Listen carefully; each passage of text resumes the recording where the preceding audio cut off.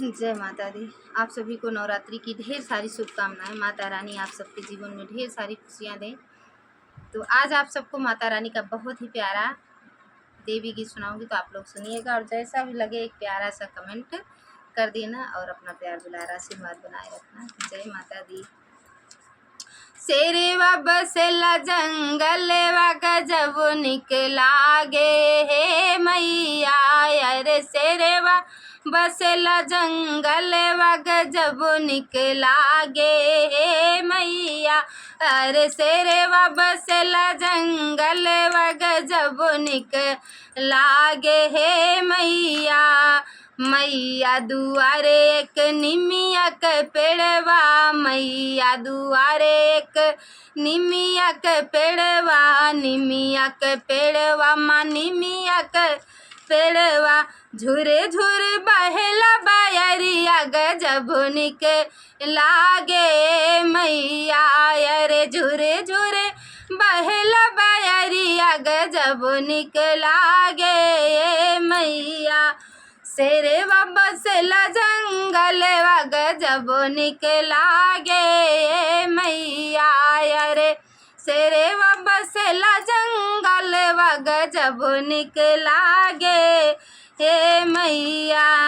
मैया दुआरे एक अढ़ाउल के फूलवा, मैया दुआरे एक अढ़ाउल के फूलवा, अढ़ाउल के फूलवा हो अढ़ाउल के फूलवा, अढ़ाउल के फूलवा हो अढ़ाउल के फूलवा, गम गम गम के दुआरिया गजब निकला गे ए मैया, अरे गम गम गम के दुआरिया गजब निकला गे ए मैया, अरे शेरेवा बसेला जंगलवा गजब निकला गे ए मैया, अरे शेरेवा बसेला जंगलवा गजब निकला गे हे मैया।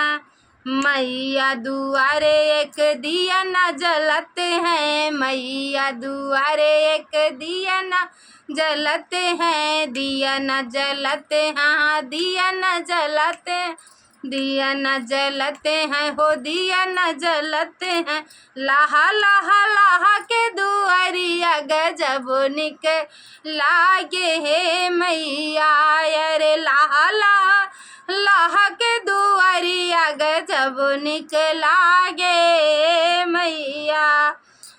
शेरेवा बसेला जंगलवा गजब निकला गे ए मैया, अरे शेरेवा बसेला जंगलवा गजब निकला गे हे मैया।